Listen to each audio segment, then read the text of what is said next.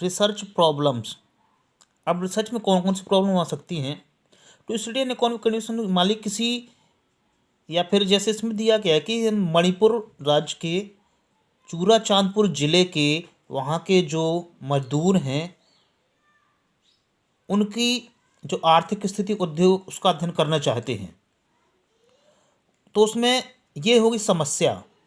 उसमें पॉपुलेशन क्या हो रहेगी, जितने भी लेबर्स हैं चूराचांदपुर जिले के, वो हो गए पॉपुलेशन।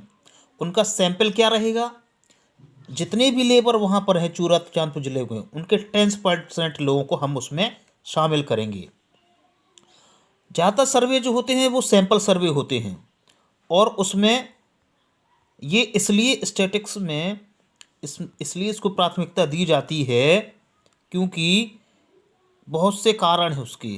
जैसे कि एक सैंपल सर्वे जो है वो भरोसेमंद और बिल्कुल सही इन्फॉर्मेशन देता है, उसमें कीमत कम रहती है और समय भी कम लगता है।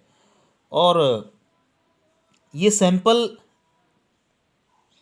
जो होते हैं, ये सर्वे जो होते हैं, ये पॉपुलेशन की अपेक्षा में बहुत छोटे होते हैं और ज़्यादा जानकारी देते हैं और बहुत यानी विस्तृत जानकारी देते हैं। जैसा कि हम ज़रूरत होती है कि स्मॉल टीम यूनिवर्सिटीज़ की, और हमें उसके लिए कम लोगों की भी ज़रूरत पड़ती है टीम में। और इसके साथ ही उन लोगों को ज़्यादा आसान, जब कम लोग रहेंगे टीम तो उनको आसानी से ट्रेन किया जा सकता है, आसानी से उनको देख भी सकते हैं कैसा काम कर रहे हैं। अब प्रश्न ये उठता है कि सैंपलिंग कैसे की जाए। तो दो तरह की सैंपलिंग होती है, एक रैंडम सैंपलिंग और दूसरी नॉन रैंडम। रैंडम सैंपलिंग में क्या है,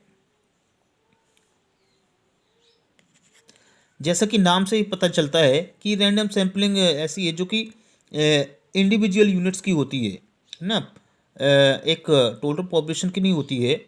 और ये जो है सरकार जितने भी चीज़ें करना चाहती है, काम करना चाहती है, उससे वो क्या है, रैंडम सैंपलिंग के द्वारा ही होता है।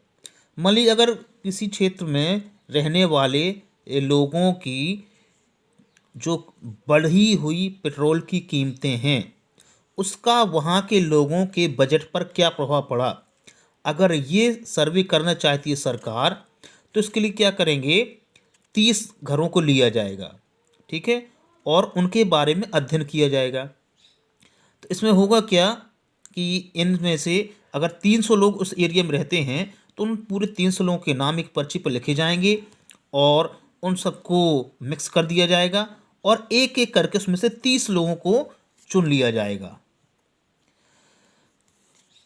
इन रैंडम सैम्पलिंग क्या होता है, even individual has an equal chance being selected, ठीक है ना। इसमें क्या होता है कि हर व्यक्ति को के चुनने की पूरी संभावना रहती है, कि जितनी संभावना एक व्यक्ति की उतनी संभावना हर व्यक्ति को चुने जाने की रहती है, पूरे सभी व्यक्तियों की, ठीक है।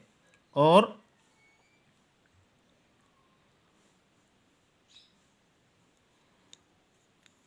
सैंपल 30 यूनिट्स हैं the sample such drawn a random sample. और चूंकि एक तरह से ये लॉटरी वाला प्रोग्राम है और इसमें is random sample it's also called lottery system, यानी आप इसे लॉटरी सिस्टम भी कह सकते हैं। Now it is computer programs are use to select random samples. बहुत सारे जो कंप्यूटर प्रोग्राम हैं वो इसी तरह से ही किए जाते हैं।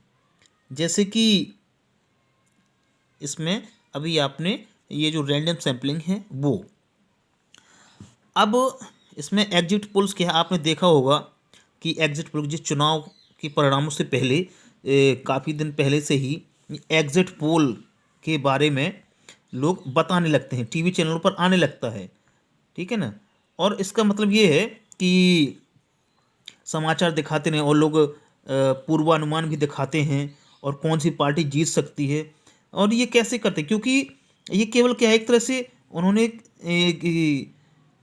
जो वहाँ के मतदाता हैं, किसी जगह के वोटर्स हैं, उनसे जानकारी ली जाती है, उनसे बातचीत की जाती है कुछ लोगों से, और फिर उसके बाद जो आंकड़े होते हैं उसके आधार पर वो पूर्वानुमान लगाते हैं कि कैसे और कौन सी पार्टी जीतने वाली है, ठीक है।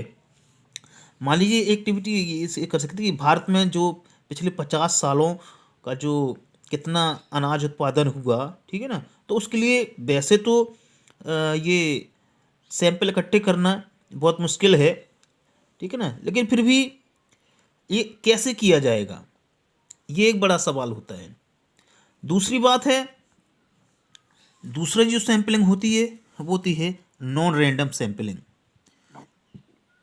नॉन रैंडम सैंपलिंग क्या है कि कभी कभार ऐसी कंडीशन भी आ सकती है कि आपको 100 परिवारों में से 10 को चुनना हो, ठीक है, और